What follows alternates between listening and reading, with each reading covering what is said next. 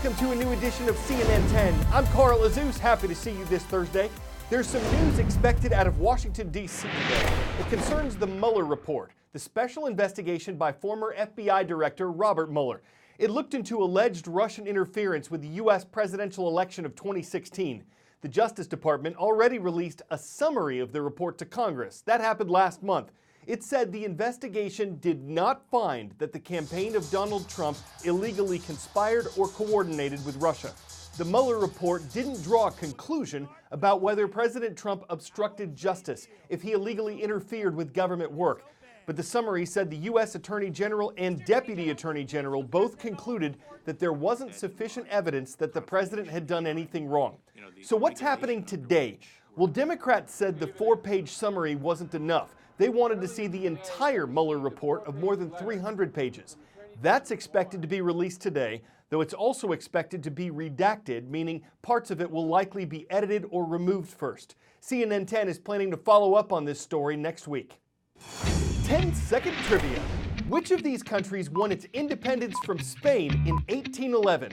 Brazil, Haiti, Venezuela, or Jamaica?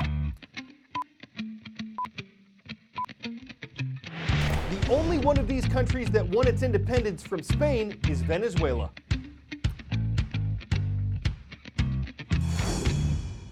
Venezuela's leader is starting to let humanitarian aid into the country. For years, President Nicolas Maduro has denied that there's a crisis in Venezuela. But this week, his government allowed the Red Cross to make its first delivery there. The United Nations estimates that more than 20% of Venezuelans are in desperate need of supplies like medicine. With its economy in shambles, a CNN investigation just found that illegal drug trafficking through Venezuela is soaring. The country accuses the U.S. and Colombia of trying to distract attention toward Venezuela to hide their own defeat in the war on drugs. But Nick Peyton Walsh found firsthand how Venezuela is becoming a major courier of cocaine. Below is a cocaine superhighway, enriching Venezuela's corrupt elite and bringing coke to American streets. These thin lines are secret pathways from Colombia's cocaine farming heartlands below, across into neighboring Venezuela. From there, billions of dollars of the drug are smuggled north in tiny planes, US and regional officials have told CNN, aided by Venezuela's army and elite. The Colombian military we're with don't get any lower to stay out of the range of trafficker machine guns and talk to locals mostly through the leaflets they drop. We've stopped drug flights out of Colombia, he tells me, but not from places we don't control. He means Venezuela, just 5 miles away. Below, they think they've spotted a cocaine laboratory, one of many fueling Venezuela's role as a cocaine courier, which a CNN investigation has learned is booming just as the country collapses. 240 tons went from Colombia to Venezuela in 2018, up a third in 1 year, a US official told us, which could fetch $40 billion on US streets. That traffic happening down below, one possible reason, it's alleged, why so many in the Venezuelan army and government are reluctant to give up on Nicolas Maduro. They're simply making too much money. The trade remains mostly secret inside Venezuela, on the other side of the border here. But we were able to learn more about these illegal routes in from recent defectors from the Venezuelan Army Border Patrol and about how their officers ordered them to let cross specific trucks carrying cocaine. For 5 years, this sergeant got those orders often 3 times a week. The cars that crossed both weapons and drugs were pickups, and we would be told the color and make of the truck and when, usually just after dawn or dusk. Everything was coordinated by the brigade commander. He'd send a lieutenant to tell you what needed to cross, and this was arranged high up above. Those who didn't agree were swapped out, automatically.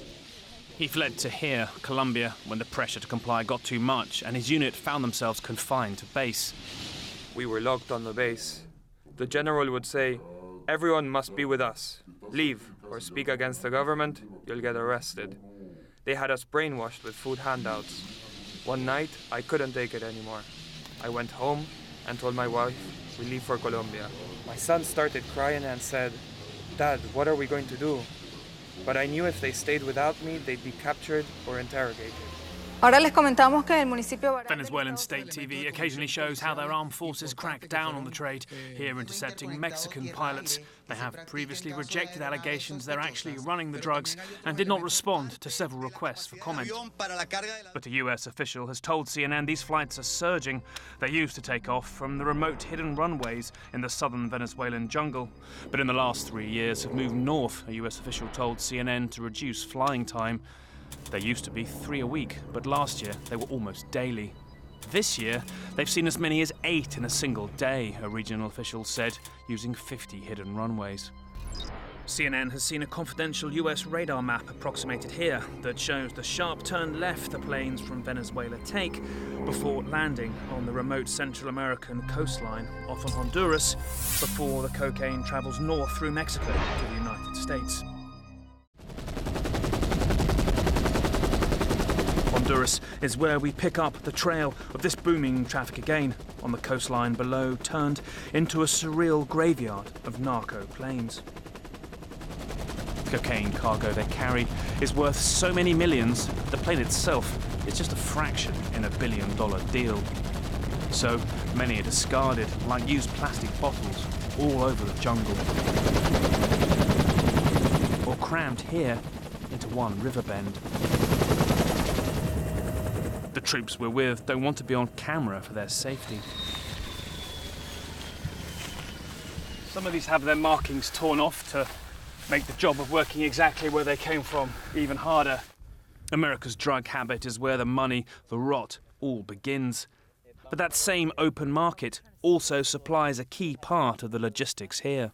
Well, the fires deprived most of this plane of kind of distinguishing characteristics, but you can still see N4 there, meaning this plane originated in the United States.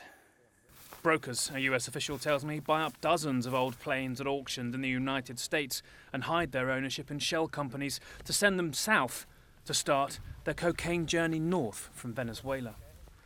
Again, another N, which means another plane that started its days in the United States. It's not just traffickers in Venezuela and the US making billions. The entire region is in on it. This is surely Honduras's biggest industry, the billions at stake everywhere. From this jungle road, which is actually a hidden runway, up to the Honduran president's brother, indicted last year on trafficking charges, which he denies.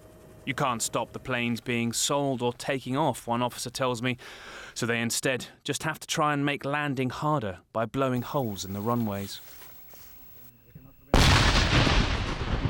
Just even slowing down this multi-billion-dollar trade requires so many more holes to be blown in this vast expanse of jungle. The amount of money cocaine brings here literally dwarfs any effort to fight it. Insane amounts of cash. Into some villages along this coastline they have none. In fact, the Honduran army tells us traffickers flying towards these villages often kick their cargo overboard when they think they're about to be intercepted. Each 30-kilogram bundle of cocaine is attached to floats and then drifts ashore. They then pay these communities of fishermen $150,000 for each recovered bundle.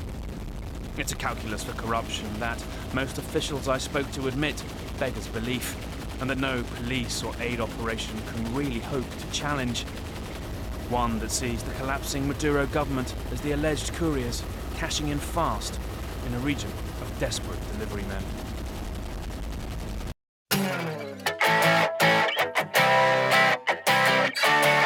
First, this will look like your run-of-the-mill pontoon boat hanging out on a lake.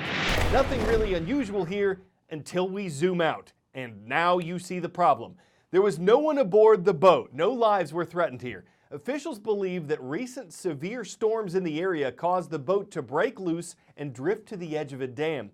Once the weather calmed down, wildlife officers used an electric winch to pull the boat back to shore. All hands on deck to stop a shipwreck, to keep the boat afloat, attack to stay intact. From bow to stern and from port to starboard, it's still seaworthy of being safely harbored. It was on the edge, hanging out in it deep, one waterfall away from being Poseidon's heap, but thanks to some maritime magic in a pinch, she sails again, tugged away by a winch. I'm your anchor, Carl Azus, taking a bow for CNN.